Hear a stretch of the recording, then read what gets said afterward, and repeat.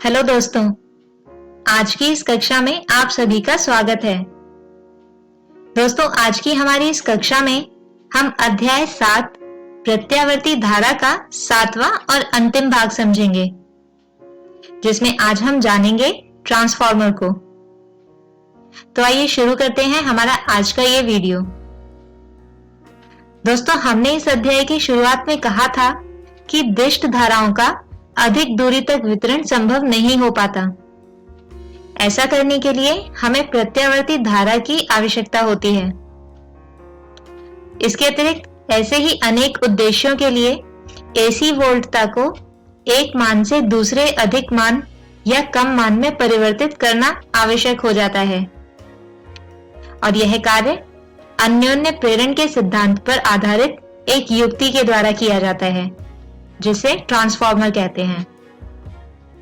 अब दोस्तों, आप सभी जानते ही होंगे कि अन्योन्य प्रेरण के अनुसार पास में रखी दो कुंडलियों में से किसी एक कुंडली में परिवर्तित धारा प्रवाहित करते हैं, तो पास में रखी दूसरी कुंडली से संबंध चुंबकीय फ्लक्स में परिवर्तन होने के कारण इस द्वितीय कुंडली में प्रेरित विद्युत वाहक बल उत्पन्न हो जाता है।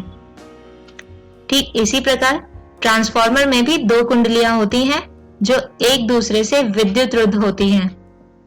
ये दोनों ही कुंडलियां एक कोमल लौह क्रोड पर लिपटी होती हैं, जिसमें एक कुंडली दूसरी के ऊपर लिपटी होती है, या फिर दोनों कुंडलियां क्रोड की अलग अलग भुजाओं पर लिपटी होती हैं। दोस्तों, एक कुंडली को प्राथमिक कुंडली यानी प्राइमरी कॉइल कहते हैं, जिसमें NP लपेटे होते हैं, जबकि दूसरी कुंडली को द्वितीय कुंडली यानी सेकेंडरी कॉइल कहते हैं, और इसमें NS फेर होते हैं। दोस्तों, प्राय प्राथमिक कुंडली निवेशी कुंडली होती है एवं द्वितीय कुंडली को ट्रांसफार्मर की निर्गत कुंडली कहते हैं। अब दोस्तों, जब प्राथमिक कुंडली के सिरों के बीच प्रत्यावर्ती वोल्टता लगाई जाती है, तो परिणामी धारा एक प्रत्यावर्ती चुंबकीय फ्लक्स उत्पन्न करती है, जो द्वितीय कुंडली से संयोजित होकर इसके सिरों के बीच एक EMF प्रेरित करता है, और इस EMF का मान द्वितीय कुंडली में फेरों की संख्या पर निर्भर करता है।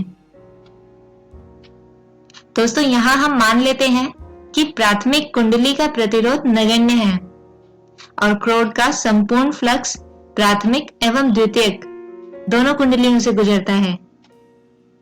यहाँ प्राथमिक कुंडली के सिरों के बीच वोल्टता Vp लगाने से माना कि किसी क्षण t पर इस कुंडली का प्रत्येक फेरा क्रोड में फ्लक्स phi उत्पन्न करता है। तो NS लपेटों वाली द्वितीय कुंडली के सिरों के बीच प्रेरित EMF या वोल्टता होगी ES बराबर ऋणात्मक NS d phi बटे dt। दोस्तों, यहाँ पर प्रत्यावर्ती फ्लक्स phi प्राथमिक कुंडली में भी एक EMF प्रेरित करता है, जिसे पश्च विद्युत वाहक बल कहते हैं, और इसका मान होता है EP बराबर ऋणात्मक NP d phi बटे dt। और दोस्तों, क्योंकि हमने प्राथमिक कुंडली का प्रतिरोध शून्य माना था, इसी कारण यह पश्च विद्युत वाहक बल यानी EP लगभग कुंडली में लगाई गई वोल्टता Vp के बराबर होता है। इसके अतिरिक्त यदि द्वितीय कुंडली के सिरे मुक्त हों अथवा इससे बहुत कम धारा ली जा रही हो, तो वोल्टता का प्राप्त मान भी लगभग इसी विद्युत वाहक बल ES के बराबर होता है। यानी हम लिख सकते हैं कि ES लगभग बराबर होगा VS के, जहां पर VS द्वितीय कुंडली के सिरों के बीच वोल्टता है।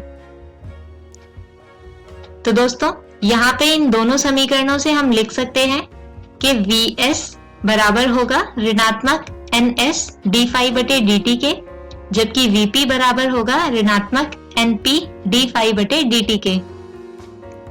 और इन दोनों समीकरणों को एक दूसरे से विभाजित करने पर आता है VS बटे Vp बराबर NS बटे NP। दोस्तों, यदि आप यहाँ ध्यान दें तो इस संबंध की व्युत्पत्ति में हमें कुल 3 परिकल्पनाओं का उपयोग करना पड़ा, जो कुछ इस प्रकार से थी।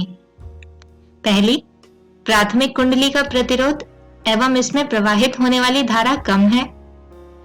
जबकि दूसरी थी कि प्राथमिक एवं द्वितीयक कुंडली के समान फ्लक्स बाहर निकल पाते हैं। और तीसरी परिकल्पना थी कि द्वितीयक कुंडली में बहुत कम धारा प्रवाहित होती है। दोस्तों, यदि यह तीनों परिकल्पनाएं सत्य होंगी तो यह माना जा सकता है कि ट्रांसफार्मर की दक्षता 100% होगी, अर्थात यह ट्रांसफार्मर कोई भी ऊर्जा क्षय नहीं करता। इसका मतलब है कि निवेशी शक्ति निर्गत शक्ति के बराबर होगी, और क्योंकि शक्ति बराबर होती है I गुणा V के, इसी कारण हम लिख सकते हैं कि निवेशी शक्ति अर्थात IP गुणा VP बराबर होगी निर्गत शक्ति यानी IS गुणा VS के। लेकिन दोस्तों, कोई भी युक्ति कभी भी 100% दक्षता नहीं दर्शाती, उसमें कुछ न कुछ ऊर्जा क्षय तो सदैव होता है। लेकिन फिर भी एक भली प्रकार अभिकल्पित ट्रांसफार्मर की दक्षता लगभग 95% से अधिक होती है। तो ऐसे ही किसी ट्रांसफार्मर के लिए ऊपर दी गई समीकरणों को संयोजित करने पर हमें प्राप्त होता है IP बटे IS बराबर है VS बटे VP के, जो बराबर होगा NS बटे NP। अब दोस्तों, I तथा V दोनों की दोलन आवृत्ति वही है जो AC स्रोत की है, अर्थात इस समीकरण से संगत राशियों के आयाम अथवा RMS मानों का अनुपात भी प्राप्त होता है। अब दोस्तों, इस समीकरण का उपयोग कर हम यह देख सकते हैं कि ट्रांसफार्मर किस प्रकार वोल्टता एवं धारा के मानों को प्रभावित करता है। इसके लिए जैसा कि हम जानते हैं कि द्वितीयक कुंडली में प्राथमिक कुंडलियों से अधिक फेरे होते हैं, यानी कि NS बड़ा होता है NP से। तो ऐसा होने पर वोल्टता बढ़ जाती है, यानी VS का मान अधिक होगा VP से। दोस्तों, इस प्रकार की व्यवस्था को उच्चाई ट्रांसफार्मर यानी स्टेप अप ट्रांसफार्मर कहते हैं, जबकि इस व्यवस्था में द्वितीयक कुंडली में धारा प्राथमिक कुंडली से कम होती है। दोस्तों, इसे समझने के लिए एक उदाहरण लेते हैं जिसमें किसी ट्रांसफार्मर की प्राथमिक कुंडली में 100 एवं द्वितीयक कुंडली में 200 फेरे हैं। तो यहाँ पर NS बटे NP आएगा 2, जबकि NP बटे NS आएगा 1 बटे 2। अतः ऐसा कोई ट्रांसफार्मर 220 वोल्ट और 10 एम्पियर का निवेश को बढ़ाकर 440 वोल्ट का कर देगा, जबकि धारा 10 एम्पियर से घटकर 5 एम्पियर रह जाएगी। दोस्तों, अब यदि हम द्वितीयक कुंडली में प्राथमिक कुंडली से कम फेरे लें, अर्थात NS कम है NP से, तो यह ट्रांसफार्मर अपचयी यानी स्टेप डाउन ट्रांसफार्मर कहलाता है, क्योंकि इस ट्रांसफार्मर में VS का मान VP से कम होगा, जबकि IS का मान IP से अधिक होगा, अर्थात वोल्टता कम हो जाती है और धारा बढ़ जाती है। दोस्तों, इसके अतिरिक्त हमने कहा कि किसी भी ट्रांसफार्मर की दक्षता 100% नहीं हो सकती, क्योंकि वास्तविक में ट्रांसफार्मरों में कुछ न कुछ ऊर्जा क्षय तो होता ही है। तो आइए जानते हैं उन कारणों को जिनके कारण ट्रांसफार्मर में अल्प मात्रा में ही सही किंतु कुछ ऊर्जा क्षय होता है। तो दोस्तों, जैसा कि हम जानते हैं कि किसी ट्रांसफार्मर में सदैव कुछ ना कुछ फ्लक्स तो क्षरित होता ही है, अर्थात क्रोड के खराब अभिकल्पन या इसमें रही वायु रिक्ति के कारण प्राथमिक कुंडली का समस्त फ्लक्स द्वितीयक कुंडली से नहीं गुजरता। प्राथमिक एवं द्वितीयक कुंडलियों को एक दूसरे के ऊपर लपेटकर फ्लक्स क्षरण को कम किया जा सकता है। दोस्तों, दूसरा कारण है कुंडलों का प्रतिरोध। दोस्तों, कुंडलियां बनाने में लगे तारों का कुछ न कुछ प्रतिरोध तो होता ही है, और इसीलिए इन तारों में उत्पन्न ऊष्मा के कारण ऊर्जा क्षय होता है। दोस्तों, इस क्षय को कम करने के लिए कुंडलियों में मोटे तारों का उपयोग किया जाता है। तीसरा कारण है भंवर धाराएं। दोस्तों, प्रत्यावर्ती चुंबकीय फ्लक्स लोह रॉड में भंवर धाराएं प्रेरित करके इसे गर्म कर देता है। दोस्तों, इसके प्रभाव को कम करने के लिए प्राय स्तरित क्रोड का उपयोग किया जाता है। और चौथा और अंतिम कारण है शैथिल्य यानी हिस्टेरिसिस। दोस्तों, प्रत्यावर्ती चुंबकीय क्षेत्र के द्वारा क्रोड का चुंबकन बार बार उत्क्रमित होता है।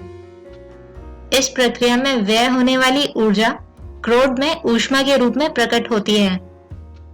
कम शैथिल्य वाले पदार्थ का क्रोड में उपयोग करके इस प्रभाव को कम किया जा सकता है।